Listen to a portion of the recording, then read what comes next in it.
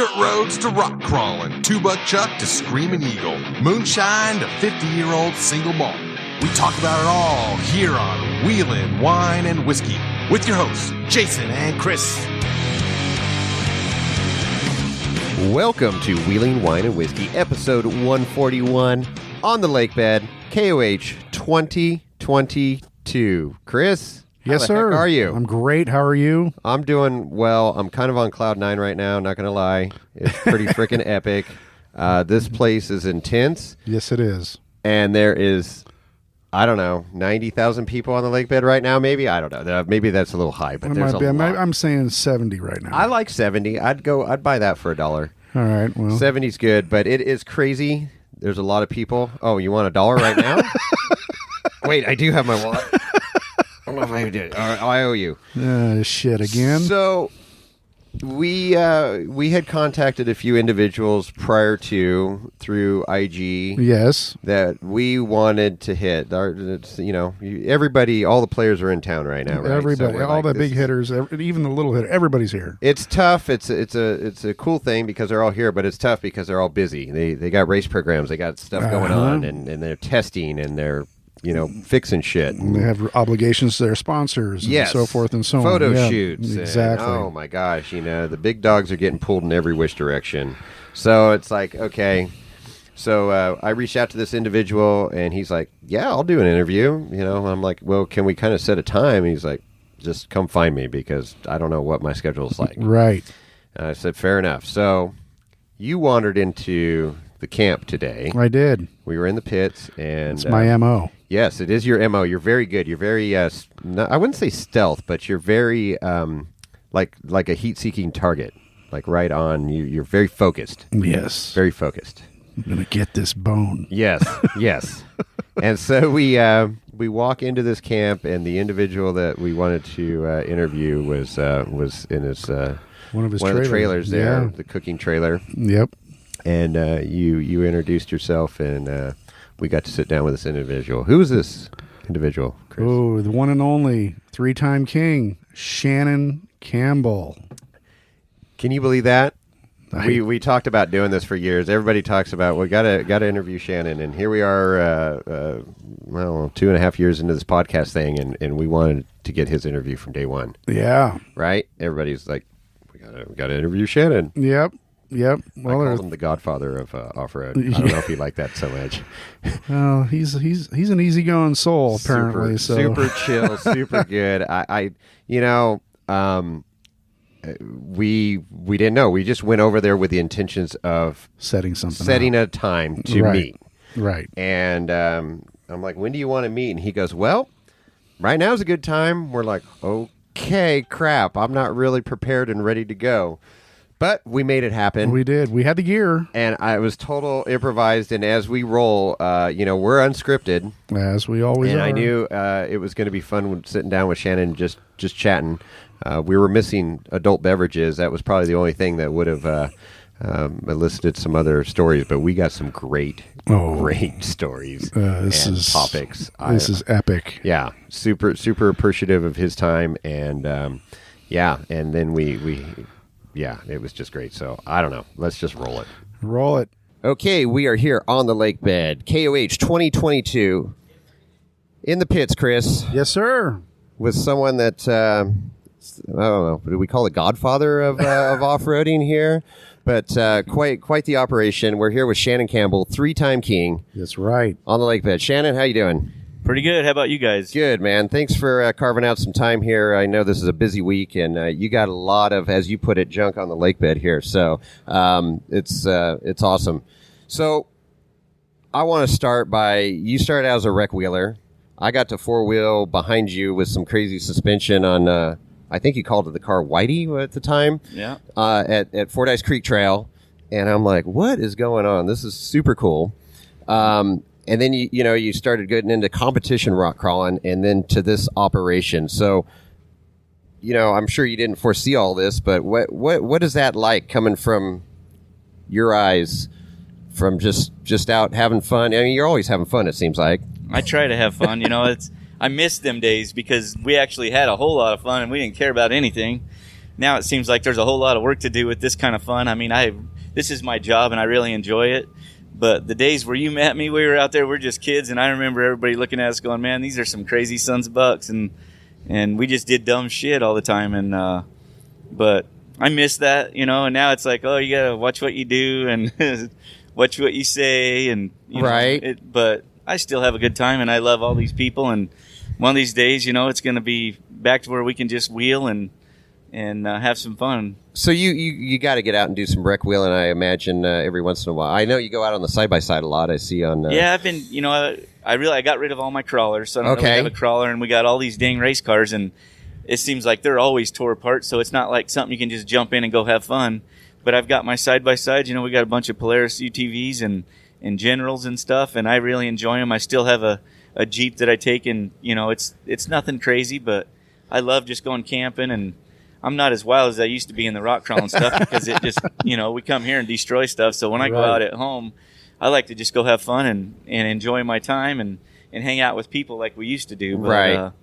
Yeah, it's fun. So, yeah, it's become a business, but, you've turned it into a hell of a business. And this, having your kids racing with you, that's got to be pretty damn awesome. I remember watching them rock crawl.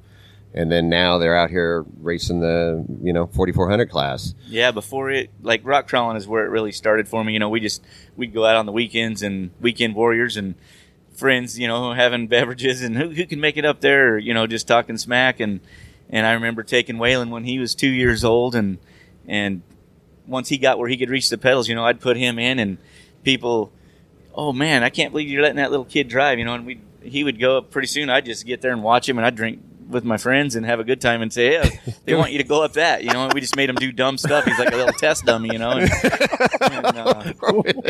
then, later on he started competing, and, Bailey always went out wheeling with us too, and she got to drive and play, and, as she seen Waylon, having fun and being in the limelight, I guess you'd call it, or whatever, she got behind the wheel and wanted to do it, and I kind of thought it was going to be a fad, but she's proved us all wrong, and she totally is. I mean, she's probably drives it more than I do. She knows more about the cars than I do now, just because she's into the computer age, and her and Waylon both they're up to it, and I'm still kind of a relic. I know how to mash the gas and beat the crap out of the kids and stuff like that. Right. But it's fun, we have a good time. I mean, that's an interesting aspect, like you say. It's like obviously build the cars and stuff, but this modern technology, you're like, I don't need any of this BS. I just want to. Yeah, I still build them and have a big part in designing them. And, what I say, along with the help of some friends, Matt and Taylor, he does all the SolidWorks drawings.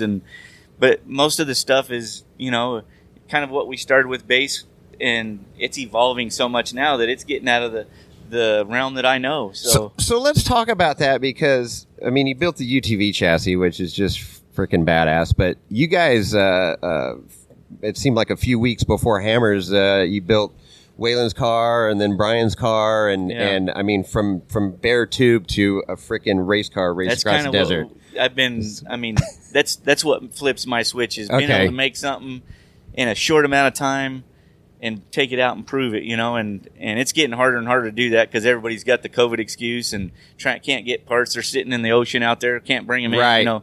Everybody's got an excuse anymore, and it's kind of really taking the fun out of it because I don't have the parts and the ability to get stuff and throw it together last minute, and I'm really having to start planning ahead, and I'm not a very good planner. I'm sure you all know. I usually start prepping the week before the Hammers, but it's fun, and I miss being able to build a new car every year. I remember when I first started rock crawling, I'd build a car for every event. I'd I'm going to try something new, and I'd scrap it and build something new. It was just it was something that I liked doing, and my friends really got involved, and everybody that's out here with us, they're all volunteers, and we have a good time. So from the allure of building a new car, is it because you got a new idea, you want to try something design-wise, or what, or is just the fact of actually being able to build a car and race it? Well, yeah, and that's one of the reasons, and I really screwed up doing this. Like, you see Jimmy's and all them, they built a bunch of cookie-cutter cars, and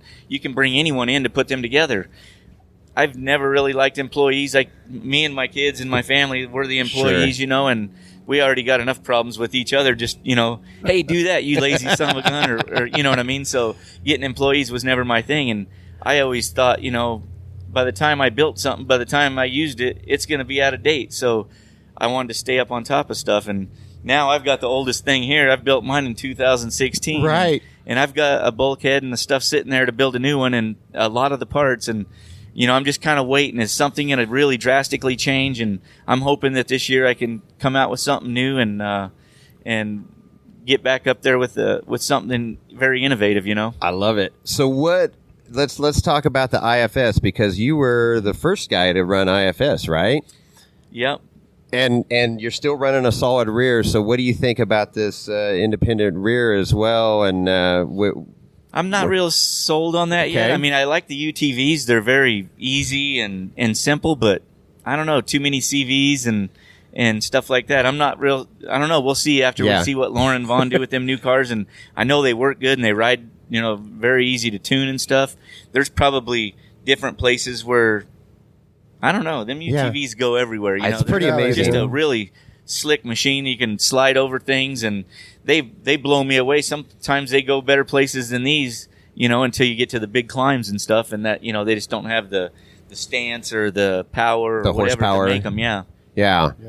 I mean, what an evolution this whole UTV, bringing so many people into the sport. I mean, I'm sure you see it all over in Arizona. They just, you buy a very, very capable off-road vehicle, and you got a very incapable person behind the wheel doing some insane stuff. Right. Yeah, for sure. I've seen a lot of crazy accidents, and everybody gets in one and gets one. I'm like, dude, put a helmet on. I've seen more people that just got their arms tore up, and they're not having a helmet on, and they're dangerous. They're no doubt. Fast machines. Yeah. So your UTV, I see Berger's going to be co-dogging for you again this year. That's cool. We have a good time. That he's great.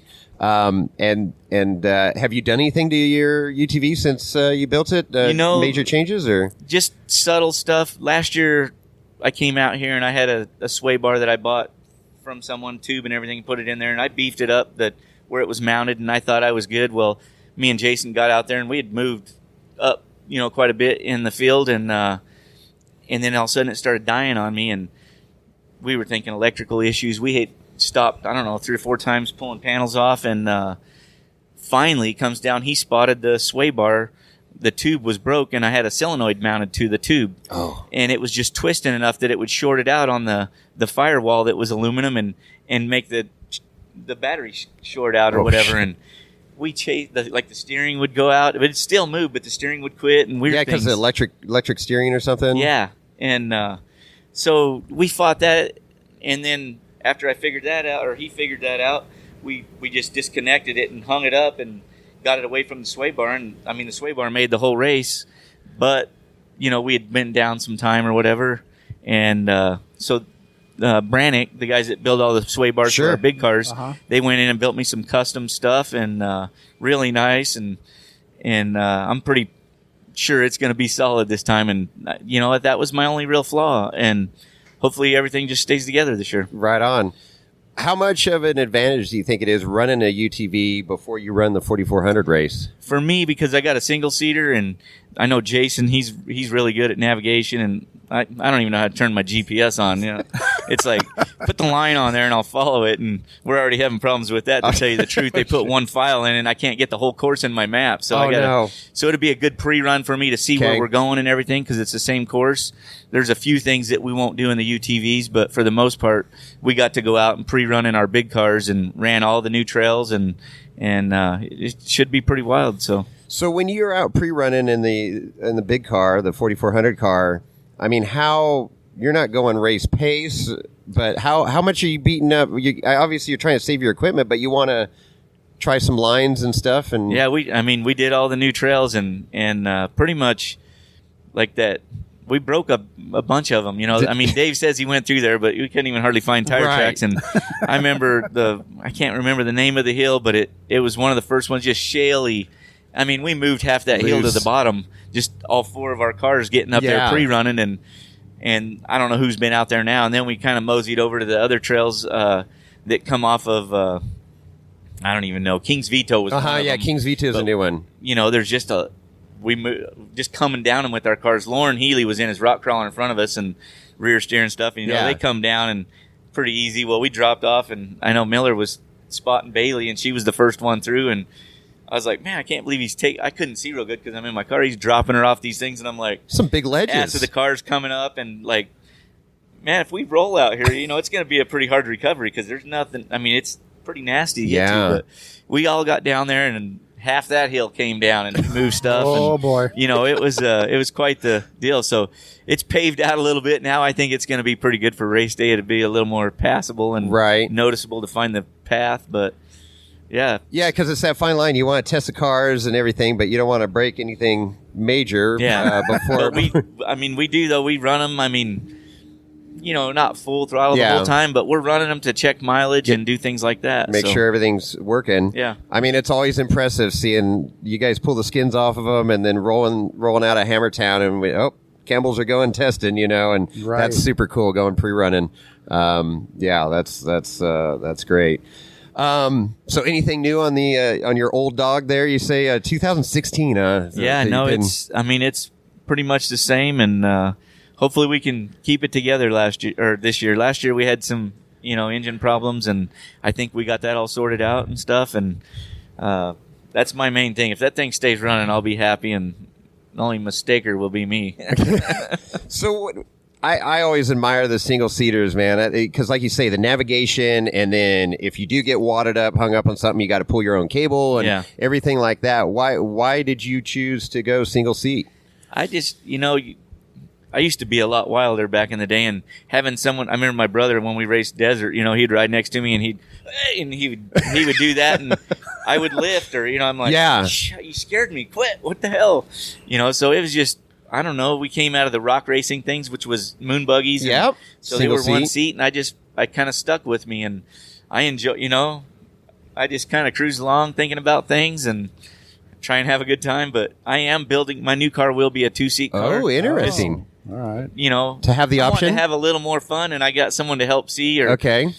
Like I said, I suck at electronics, and a lot of this stuff, it's just having someone that knows, and I can be, hey, what are we doing over there? Or, something like that. But I don't know, just to make it more fun. Sure. And you're on comms. All four of you are on the same comms, right? Yeah, we run all the same channel and stuff. And so what kind of chatter's going on? Like whoever's out front and like, oh, watch out for this obstacle, or...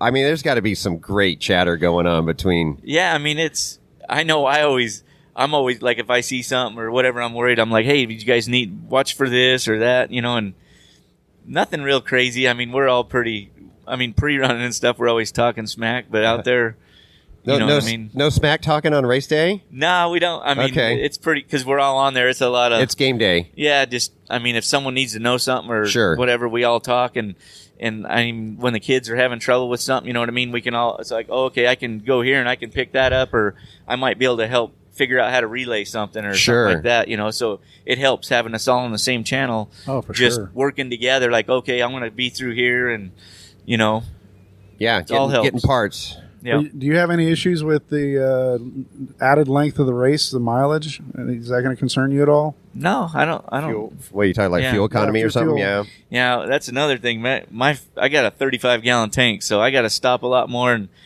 that's why I want a 2-seater too. Bailey's got a 70-gallon tank. Holy, she's got a radiator that doesn't ever get hot when we go to short course, and it's just, I'm a lazy. I don't want to stop and put fuel in my car. I don't want to have to worry about overheating it at a short course race because I'm hogging it. I got my radiator smaller and stuff, and it's still a very competitive car. So sure. Yeah, the fuel issue, I tear up a little bit when I got to stop and them guys are still trucking. I'm like, son of a gun, man. The kids get all the good shit. Well, this is the never-ending march for Dave Cole trying to get the finishers to the first place finisher to finish in the dark. I mean, but it seems like everybody steps up their game every year, and it's like they're done by 4 o'clock or 3 o'clock. I like getting done. That way I can have a good time. That's right. Then you can sit out and that's my favorite day of the Hammers is the day we finish the race, because I know right after that Valentine's Day is coming up, up and I get to go have some fun, and then I can get all the dirt off me, and I get to have a nice beverage and not worry about waking up in the morning. That's There you right, go. that's right. There you go. Do you stick around in the lake bed for a few days after? Oh, hell no. I get the hell out of here. I'm already got hammer lung. I'm surprised I'm not in the hospital from freaking breathing all this dirt. I know. We're all there. It's so crazy this year. I mean, the amount of people that are here early. Yeah. I mean, the racers have always gotten here early, but it seems like earlier and earlier. And then the spectators, it's like, I mean, it's a shit show hard. out there. We got here last Monday, and it was like there's so many people here already. And, used to we'd get here that early, and it wasn't intense. Like, shock tuning and stuff was a little more mellow. But now with all these cars, it's hard to get everything done in time. And so we used to come early to kind of enjoy ourselves and have a few nights where we got to party and stuff. And now, like, I think I might have had a couple beverages 2 nights ago, and it's like, yeah, all right, I'm done. That's it. It's all business now, right? But as soon as that race is over, I'll be partying up there with them Gomez boys. We'll be drinking There you go. And hopefully we don't come home too naked. Jeez. That's awesome. So we all got the opportunity to watch the build of your place. I guess that barn dominium, The coop. the coop. Yeah. So how's that working out for you? It looks pretty badass. I love it. I'll never be done with it, but I've just been slowly adding things and trying to get equipment and stuff, and I've been doing a little bit of work, but I've got a lot more stuff to do to it, and it's just a place where I can go and it's all my stuff. And we got the shop in the valley where the kids and everybody work, and I'm a freak about cleanliness and where my stuff is, and the only one I can blame there is me when I lose a tool or if it's not put back where it belongs. There you go. And so I love it. It's just a good time. How far is that from your shop? It's 2.5 hours north. Okay, so it's a little bit of a poke. Yeah. But how not cool is bad. that to be able to roll out of bed and just go down to your shop and tinker? Yeah, that's the fun part. I walk out, eat breakfast. I want to get lunch or whatever. I just walk in there. I got a bitchin' kitchen, and You got that sliding glass door right in between the shop and the kitchen? Is that what it looks I call like? it my party pad. So it's got a 12-foot by 8-foot wall that's glass that opens up to the shop, and then one that opens up to the patio, and it's got a 75 foot patio, 75 foot by 10 foot patio that man. we have some pretty good parties, and Hell yeah. and friends come, and what my plan was with this is to do like UTV rides from my shop down in the valley to the shop up there, and maybe start getting into some trail ride stuff, where people come and I take them and show them all the stuff that I enjoy doing, and get into just doing trips, something like that instead of working on cars. I'm tired of working on people's cars, and I like working on my own stuff. Just I don't have to go do a trail ride and Then come back and party? exactly Fire take up the them, barbecue? take and them to the coop and show them what it's all about. That sounds Nice. cool. That would be very cool. So a lot of times I see you driving the UTV or just around. Is that legal? I mean, in Arizona. Oh, Arizona. it's a Oh whole yeah. different All my UTVs and the kids. I mean, everything we have is street legal and insured, and I could drive it down the highway right up to my place if I want. But we always take the back roads, and there's lots of cool stuff to do. That's awesome. That's great. Awesome. Yeah, we're in California here where it's just so restricted. Yeah. Every Yes. time I come over here, it's like, you got to have this and you got to have that. I'm like, damn. It's no hard- wonder everybody's coming over here. It's hard to even get like his Jeep smogged. I mean, it's just basic stuff, and it's just like, oh, I'm so over it. I'm ready to go to Nevada. Yeah, at home, I mean, we used to drive our buggies. Bailey's first race Jeep, it was my trail wheeler, and she drove it to school, when she was in high school before it became her race car. So, Yeah. the kids would be like, what, you can drive that thing? I mean, it was a full tubed out buggy, and yeah, you can. Arizona's pretty lenient on everything, and as long as you got insurance and registration. So what was one of your favorite cars you've ever had, whether rock crawler or anything that over the years that you just... They're all, I don't know. Haven't really been attached to any of them. The one that's my favorite is the one that's in my head that I want to build next. Okay, there you go. I like that. It's everything. It's just junk to me. Once I'm done with it, it's like, that one didn't work like I wanted it to, or whatever. And I mean, they're all fun, and I've learned from them, and they all mean a lot to me. It's funny. I started doing these stories along when COVID first started, and trying to write about and remember. And then I got into the days where we were rock crawling and where I was building cars every event. And some of them, I might have drove for one event and scrapped them because I didn't like, or, I just Right. got rid of it and redid it or something. And trying to remember what I've built is hard, but that was really cool. That was actually, there was a lot of BS going on with COVID, but there was a lot of great things that came out of COVID, and I know that was super popular on you putting out those stories on Instagram and Facebook and stuff. Just Bailey actually in the history. She took I didn't get them all done. I still got a lot more to go. I just got busy again where I didn't have time to sit around and write. And trust me, I'm not a writer.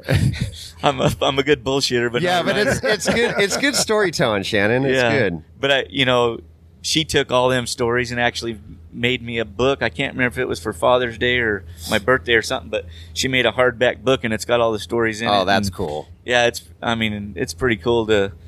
A lot of people are like, oh, I remember, it's a lot of my friends that look back and like, oh man, I can't believe that, and it's good blast from the past. But I always tell my dad, you got to quit telling them old goddamn stories and make new ones. We got to get out and do some more stuff, so there you go. Got to remember that. Live life to the fullest. Yeah, quit telling me the same damn shit all the time. Well, it looks like you have a blast. I know it's not all roses, but you got to be pretty damn proud of what you got and the family being involved in it and your buddies and and you're damn straight. You're out there having a good time and you're banging on stuff in the shop, getting it done, making it happen, and then you're load up the cooler and go out on the UTV and go exploring and camping. And I'm very fortunate.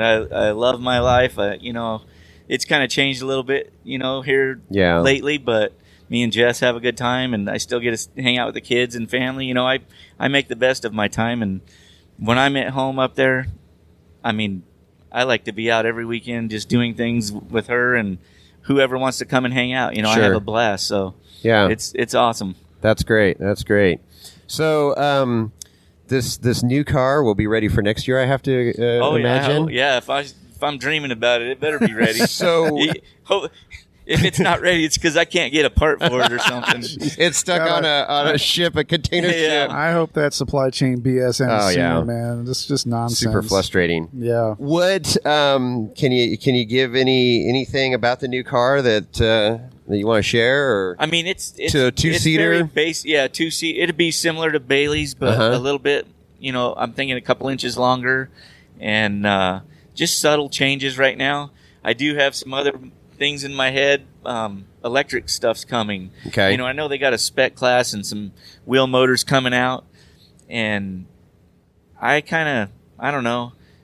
I want to do wheel motors, not the. I want to get rid of all the components that cost a lot of money that you have to service. You know what I mean? If we got a wheel motor out there, you're going to eliminate a lot of stuff. Yep. So I'm thinking further ahead, and I know there's a couple companies out there that are using them, and I want to try and figure out how to get in with someone that can take some of my knowledge, and I can maybe help them figure theirs out and put it into the off-road world. I agree. Electric. That'd be badass. It's definitely the future. I know Dave Cole acquired a bunch of those kits. Those kits. Yeah. Bailey and Brian have one, and we're looking at it's different stuff, and but my mind's beyond what they have in their hands. So I want to see something a little more intense that eliminates a lot of the stuff that we wear on. And failure points. Exactly. Yeah. So U-joints. Get rid of U-joints and drive on RC. Exactly. Yeah, the RCVs. I love them because these cars wouldn't move without them, but it's a very expensive thing and a lot of maintenance. You know what I mean? And I don't like getting greasy, Nothing like RCV grease. Yeah. But, these cars wouldn't move without them. That's probably one of the most needed things out here is your joints and stuff. But if we simplify the car, you know what I mean, and make it light enough and work, I'm into simplicity. That's my favorite thing. Sure. That's what kind of inspired me to build the UTV. They're very hard to work on when they got all the plastic on them, and they just make me mad. And I don't want to be mad. I want to be happy. Yeah. I want to make my panel fall off so I can get in there. I'm a fat ass. I want to work on it. I don't want to. Oh man, can one of you kids climb in there and hook this up for me? It's like I want stuff that's easy to work on and is very fun and simple. I am with you. I love the simplicity of that all the way. It's. If it doesn't need to be there, it's not there. It's easy to work on. Yeah, exactly. That's super cool. And building a chassis from scratch and super. I mean, that thing's a bomber, man. It's not gonna. I mean, it still looks clean. It's raced. How many? This is the second year. Yeah, I raced hammers in Oklahoma with it. Okay, me and Jess actually is her first. That's right. She raced with you. She raced with me in Oklahoma, and we had a blast. I mean, I almost killed her once, but she didn't know it. She was. I said, "Did that scare you?" We were hucking across this deal, and we hit a little G out, and it kicked up, and we rode it out, and it landed. And I waited a little bit, and I said, "That scare you?" No, should it have? And I was like, hell yeah, it should have. Scared me. But it was fun. We got muddy and ripped around, and that's kind of what I want a 2-seater too. I want to have more fun. Okay, right on. So I hope she had a sports bra on when she was going over all those mountains there. Yeah, she didn't have black eyes when we were done. The helmet protected her. That's where I was going with that. I can't believe you went there. I went there. I had to go there. It's Shannon Campbell, for God's sakes. Say what you mean, not what you dream. That's right. That's right. What you mean, not what you dream. That's awesome. Right on. Tell me one story, King of the Hammer story that sticks out in your mind after, 3-time king. You've seen it. This go from, the OG 12 to what it is today, where there's $1 billion worth of equipment sitting on this lake bed right now.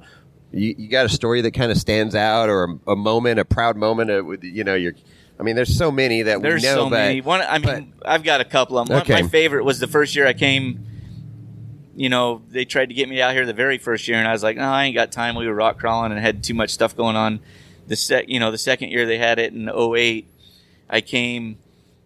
I started dead last because Dave forgot to put my name in the hat. I mean, there's a whole lot of behind the scenes stuff that happened, and I didn't find out till years later. And he told me, I'm like, you son of a-" Anyways, so I started dead last, and everybody talked shit. There's no way a guy with a 1-seat car, a 10-gallon tank, and air shocks on it's going to win. And so that was cool. I proved him wrong, and that's what I like doing in life, is proving people wrong and making shit happen that shouldn't. And so that was kind of cool for me. But my favorite was me and Waylon coming in 17, and we battled back and forth. I mean, really dogfighting it, and he passed me and threw dirt in my eyes, and I was like, God, you little shit. And we were going up this one little sand canyon, and I was like, man, I don't know how I'm going to get in front of him. Well, I remember pre-running, there's a little...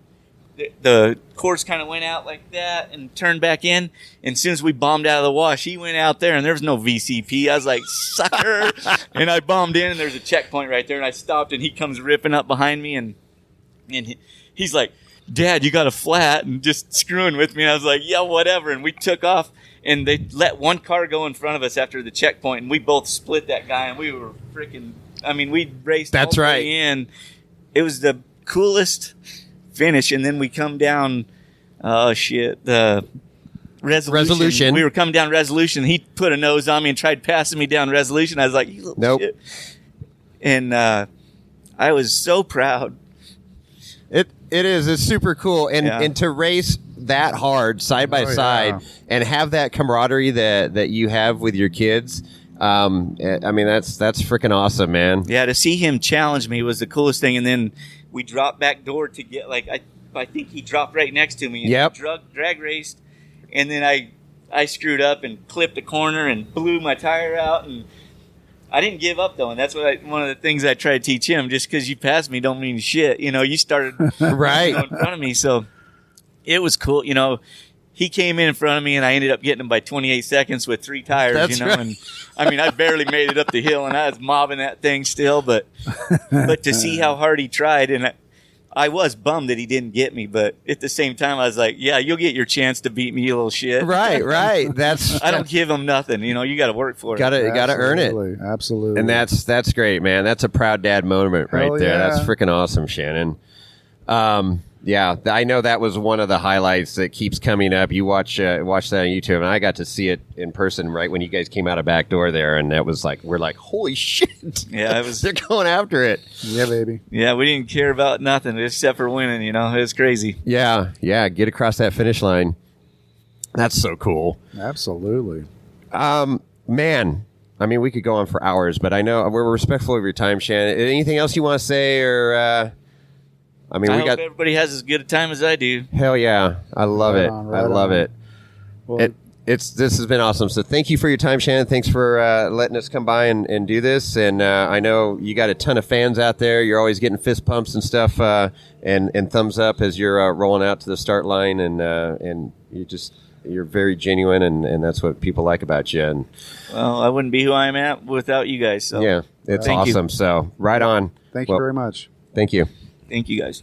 Well, I'm speechless. Yeah, pretty much. I'm not speechless very often, but I'm speechless. We finished up. We packed up the gear, and I'm kind of sitting there. Did that just really happen? Did we just impromptu sit down with one of the 3-time kings? And we did. It was shooting from the hip. It was awesome. It was organic. Everything was on the table. It was super cool. So what you just heard is Shannon Campbell. Yeah, and what was super cool is, I mean, he's super chill, super genuine, and to be able to just sit down like that and just talk whatever. Yeah, and willing to talk about whatever. Got some good little nuggets there. Oh, on, hell yeah! The future Campbell car. Oh, interesting to hear. He